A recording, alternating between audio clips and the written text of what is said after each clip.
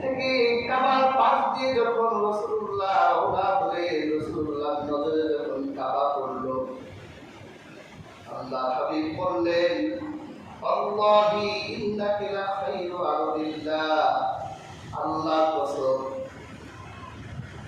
জমিন, এই পৃথিবীতে যত জমিন আছে সব জমিনের মধ্যে তুমি বলে শ্রেষ্ঠ জমিন। এই পৃথিবীর যত জমিন আছে, উত্তর দক্ষিণ পূর্ব পশ্চিম, আল্লাহ হাবিব বলেন সব জমিনের থেকে আমার আল্লাহর কাছে শ্রেষ্ঠ জমিন বলে তুমি কাবার জমিন। সুবহানাল্লাহ। ওয়া আহাব্বা আরদিল্লাহি ইলাল্লাহ, আর আল্লাহ যতগুলো জমিন ভালোবাসে এর মধ্যে তোমাকে সবচেয়ে বেশি ভালোবাসেন। দেয়ার হাজিরিন, আল্লাহ খানা কাবা, আল্লাহর বাইতুল্লাহ, আল্লাহর ঘর, যে মাটির উপর, এই মাটি হলো দুনিয়ার সবচেয়ে সেরা মাটি। আর আল্লাহ যত মাটিকে ভালোবাসে সবচেয়ে বেশি ভালোবাসে তারপরে মাটিকে। আল্লাহ হাবিব বলেন, যদি তোমার সন্তানরা আমাকে তোমার বুক থেকে বের করে না দিত, আমার উপর যদি তারা পাশবিক নির্যাতন না করত, আমি কোনোদিন তোমার বুক থেকে বের হতাম না। নবীজি নিজে জন্মভূমিকে কত ভালোবাসতেন।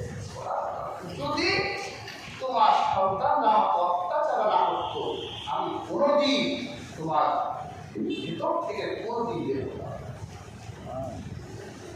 তাহলে বোঝা যায় আমার রহমতের নবী তার জন্মভূমিকে ভালোবাসতেন। আমরাও আমাদের জন্মভূমি ভালোবাসি, আমার দেশকে ভালোবাসি। এজন্য আমার দেশের স্বাধীনতা, সার্বভৌমত্বে কেউ হাত বসাতে চাইলে আমরা সেই হাতকে ভেঙে দিতে চাই। যদি আমার দেশে স্বাধীনতা, সার্বভৌমত্ব নষ্ট করার জন্য দুর্নীতিবাজ, ঘুষখোর, দেশদ্রোহী, দেশ বিরোধী কোনো কথা বলে আমরা দেশকে ভালোবাসি দেখে তা প্রতিবাদ করি, প্রতিহত করি, পারলে দেশের জন্য জীবনটা দিয়ে শিখলাম কার থেকে? আমার রহমতের নবী থেকে শিখলাম। রাসূল বলেছে, তোমার সন্তানরা যদি আমাকে বের না করত, আমি কোনোদিনও মক্কা তোমার ভিতর থেকে বের করতাম।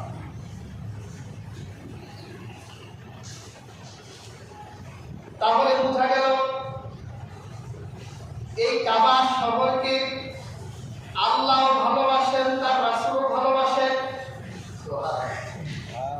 সেই জন্যই তো আল্লাহ পাক কোরআন কারীমে নানান জায়গায় এই ঘরের কসম করেছে।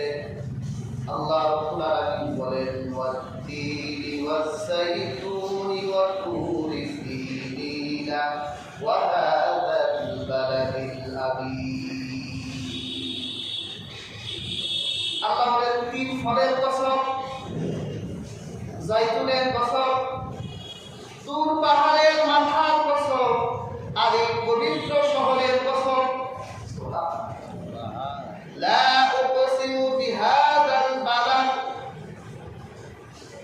আল্লাহ পাক কোরআন কারীমের নানান জায়গায় এই মক্কা শহরের কসম করেছেন। আল্লাহ এই শহরটাকে ভালোবাসেন বলেই কসম করেছেন। আল্লাহ এই জায়গায় বলেন, ফালিয়াবুদু রাব্ব হাযাল বাইত। কাজেই তোমরা এই ঘরের রবের ইবাদত করো। সুবহানাল্লাহ। আল্লাহ তো বলতে পারতেন, নানান জায়গায় আল্লাহ বলছে তোমরা আল্লাহর ইবাদত করো, তোমাদের রবের ইবাদত করো, কিন্তু সূরা কুরাইশে বলল এই ঘরের রবের ইবাদত করো। আল্লাহ এই ঘরকে সম্মানিত করে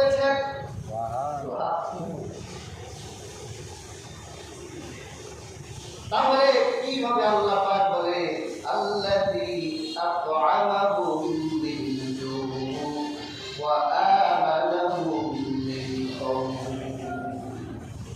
তাহলে তোমাদের রব ক্ষুধার সময় তোমাদের খাদ্য দেবে, ভয়ের সময় তোমাদের নিরাপত্তা দিবে। সুবহানাল্লাহ।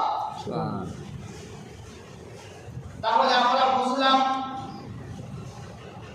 এই ঘরটা আল্লাহর ভালোবাসার ঘর। আল্লাহ খানা কাবা আল্লাহর ভালোবাসা, আমার রাসূল ভালোবাসেন,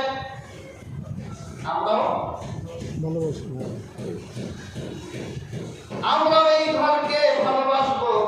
তাহলে এই ঘরকে ভালোবাসার সাথে আমাদের থাকা না থাকা হাজিরিন, এই জন্য রাসূলুল্লাহ আমাদেরকে উৎসাহিত করেছেন, অনুপ্রাণিত করেছেন। আল্লাহ হাবিব বলেছেন আল্লাহ পাক প্রতি রাতে এই ঘরের উপর রহমত নাযিল করেন। এরপর আল্লাহ পাক এই ঘর থেকে তাম দুনিয়ায় রহমতগুলো ছিটিয়ে দেন।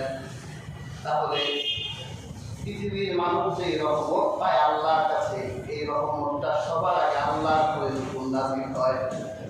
এরপর আল্লাহ পাক চারিদিকে রহমত ছড়িয়ে দেন।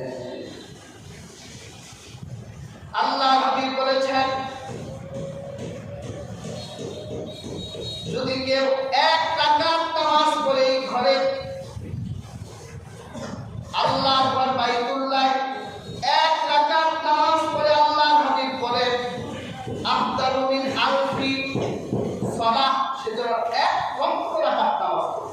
সুবহানাল্লাহ। অন্য মসজিদে 1 লক্ষ রাকাত নামাজ যে পড়ে আল্লাহর খানা কাবা 1 রাকাত নামাজ পড়ে।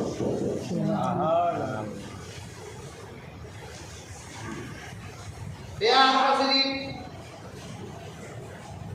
কোন হাজি যদি হজ করার জন্য খানায়ে কাবায় প্রবেশ করে আর প্রথম নজর যখন তার কাবার দিকে পড়ে, বেয়ার হাজিরিন হাজিরা কাবা ভালোবাসে, মহব্বতের নজরে কাবার দিকে যখন তার প্রথম নজর পড়বে আল্লাহ হাবিব বলেন প্রথম নজরে আল্লাহ তার জীবনের গুনাহগুলো মাফ করে দিবেন। সুবহানাল্লাহ। আর ওই প্রথম নজর করার পর আল্লাহর কাছে হাজির যে দোয়া করবে আল্লাহ পাক তার দোয়াকে কবুল করে নেবে।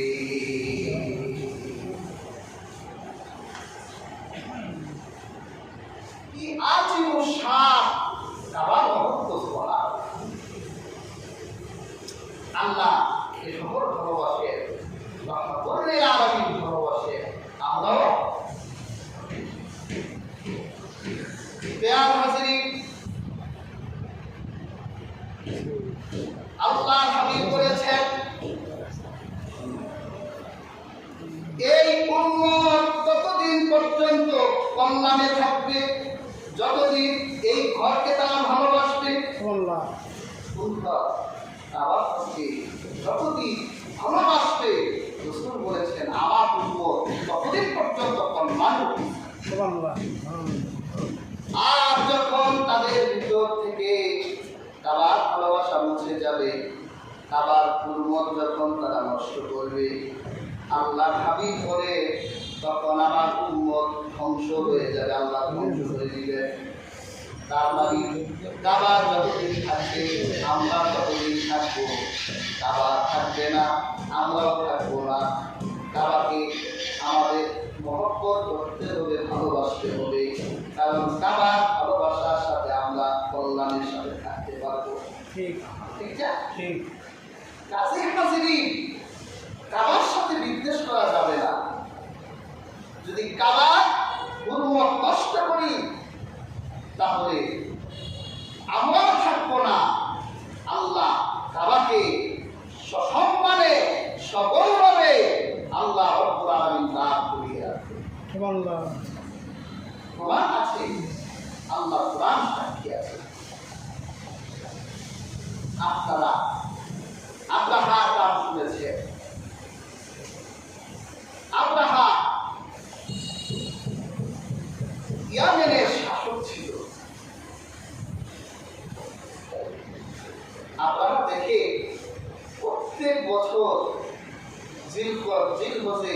পৃথিবীর নানান প্রান্ত থেকে মানুষ কাবায় যায়। কেন যায়? হজ করতে যায়। কেউ দাওয়াত দেয়, দাওয়াত আজ থেকে ৪,৫০০ বছর আগে ইব্রাহিম একবার দিয়েছে।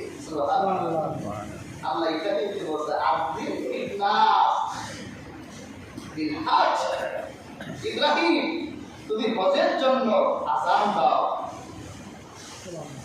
ইব্রাহিম আবু কুবাইস পাহাড়, এই পাহাড় হচ্ছে পৃথিবীর প্রথম পাহাড়, আবার কাছে পাহাড়টা। এই পাহাড়ের উপর ইব্রাহিম আযান দিলেন হজে। ইব্রাহিমের আওয়াজগুলো মায়ের রেহেমে থাকা সন্তানগুলো আলমে আরোহের জগতে যত রূপ আছে সমস্ত রূপের কাছে আদান পৌঁছে গেল। যে রূপগুলো লাব্বাইক লাব্বাইক জবাব দিল, আল্লাহ হাবিব বলেন কিয়ামতের আগ পর্যন্ত কতগুলো মানুষ হজ করার জন্য এই শহরে আসবে। তাহলে যারা হতে যায় ৪,৫০০ বছর আগে কিয়ামত পর্যন্ত যারা মায়ের রেহেমে ছিল, যারা রূহের জগতে ছিল, তারা ইব্রাহিমের দাওয়াত গ্রহণ করেছে। আব্রাহা চিন্তা করলো সব মানুষ তো কাবায় যায়, কাবায় জ্যাম হয়, ভিড় ভাট্টা হয়, এক কাজ করে আমি ইয়ামেনের রাজধানী সানআয় কাবার আদলে আমি একটা গির্জা নির্মাণ করি, গির্জা একটা নির্মাণ করি। এরপর ৬ মাস আগে থেকে দাওয়াত দিচ্ছে মানব সকল, তোমরা শুধু মক্কায় যাও, এক কাজ করো, মক্কা বাদ দিয়ে তোমরা আমার ইয়ামেনের সানআয় আসো, আমি তোমাদের নানান ফেসিলিটি সব করতে। কার সাথে? আল্লাহ।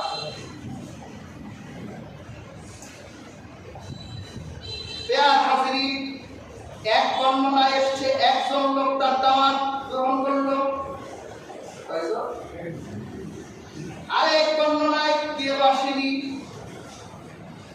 আর যে একজন এসেছে সেও মন থেকে এসে আসেনি, সে তার গির্জাকে অপমান করার জন্য এসেছে।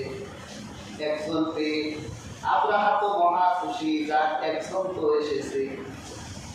এই আপ্যায়নের ব্যবস্থা করো, থাকা ঘুমে যেন কোনো সমস্যা না হয়। রাতের বেলা গির্জার ভিতরেই তাকে ঘুমোতে দিয়েছে, আপনি এখানে ঘুমাসে। লোকটা তো রাতের বেলা ভরপুর খেয়েছে, পেট চাপ দিয়েছে, এখন তার মলমূত্র ত্যাগ করতে হবে। চিন্তা করলো বাইরে যাবো কেন, গির্জার ভিতরেই মলমূত্র ত্যাগ করে দেই। পেয়ার হাজির গির্জার ভিতরেই বাথরুম করে লোকটা রাতের বেলা গির্জা ছেড়ে লোকটা পালিয়ে চলে গেল। সকালবেলা মেহমানের খোঁজে আব্রাহা লোক পাঠালো, দেখো আমার মেহমানের কি অবস্থা। লোকজন মেহমান নাই, মলমূত্র ত্যাগ করে তার গির্জা অপবিত্র বানাই দিচ্ছে। আব্রাহা এত বড় সাহস, আমি